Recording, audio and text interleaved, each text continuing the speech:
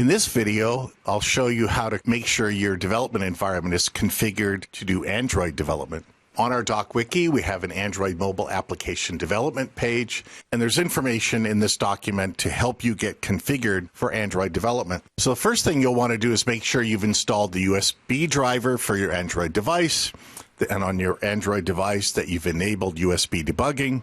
I've done that on my Android devices. I've got a Galaxy S4 by Samsung and a Nexus 7 tablet. You go in and enable development and debugging. You'll tap multiple times on the build number until USB debugging is turned on, and then you can check to enable that. And we've got links to information about how to do all of those setup. The next thing is to make sure that the ID is set up for Android development. We'll look at installing the Android development tools. That's another DocWiki article. You'll need to make sure that you have a JDK, an Android SDK, and NDK. I already had the JDK installed on my machine, and as part of the install, I installed the SDK and NDK.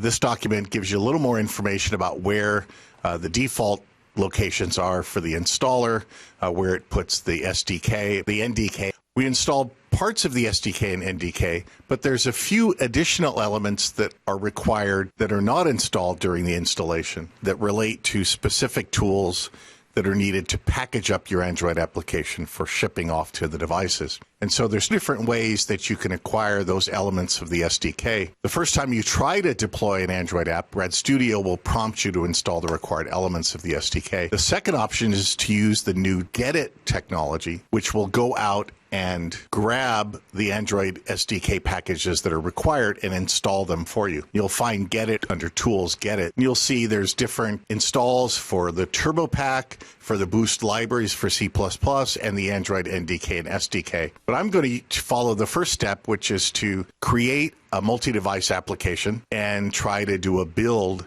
of the Android app, and it will then install the Android SDK element. So let's take a look at the current configuration for Android SDKs in our IDE. We go Tools, Options, SDK Manager, and we've got our Android SDK, and we've got a few missing tools. This includes Zip-Align, the ADB, and so on.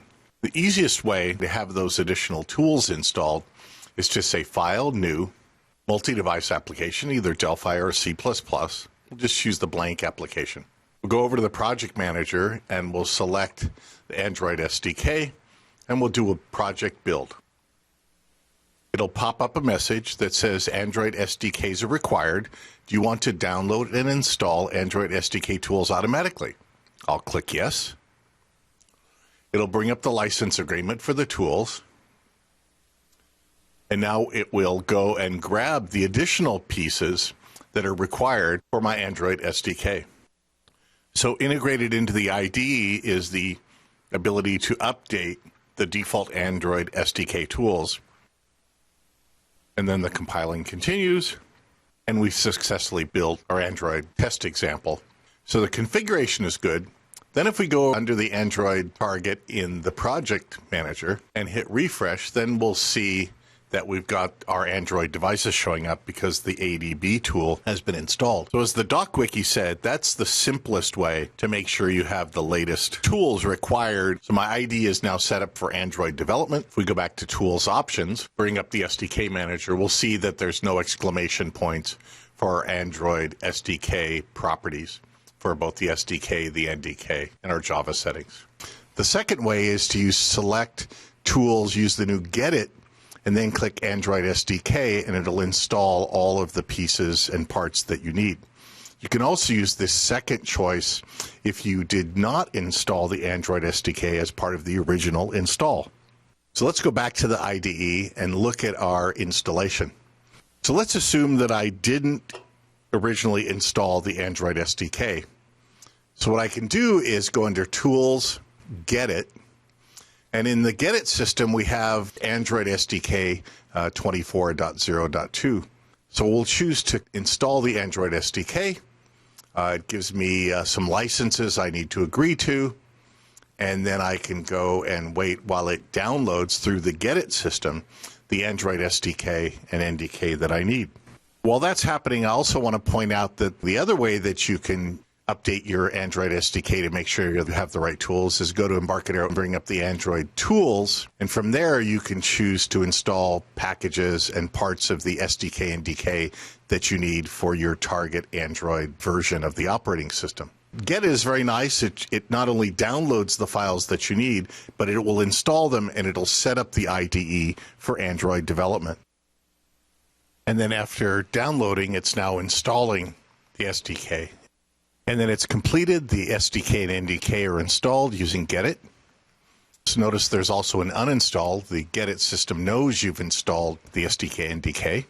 Now under Tools, Options, SDK Manager, we have our Android SDK and all the tools are there. So we can say New, Multi-Device Application, C++ Builder, or Delphi. Just choose the blank application. We just want to make sure that our Android system is working. Go into Target Platform, enable the Android SDK that we just installed. We can see my two devices, my Samsung Galaxy S4 and my Nexus 7 tablet. So we can enable one of those.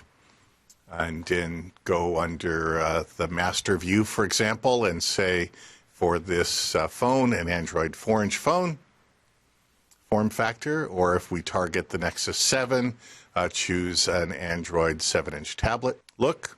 So we'll put a button down on the user interface of our Android app. Let's switch back to the Android phone. I've got my Galaxy S4, so we'll change this text property. Click me. Switch back. I've got this viewer for my Android devices, and let's just click Run. And so it'll do a compile and a link, and then it'll deploy over to the target device. In my case, my Samsung Galaxy S4. So now it's installed the project. Here's the splash screen coming up for Android. And here's my application. And I can hit the button and it fires the event handler.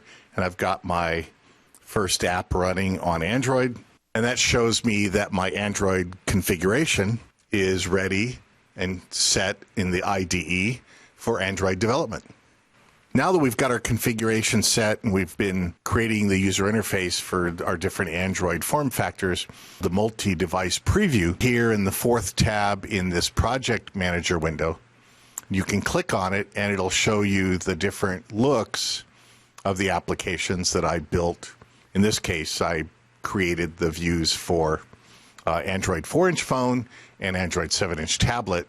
If I created some other views, for example, Windows Desktop or iPhone 4.7-inch, we'd see those previews as choose the different views over in the IDE Form Designer. That just shows us that we have our Android configuration set up in the IDE, and we're ready to do our Android development for different devices, different form factors.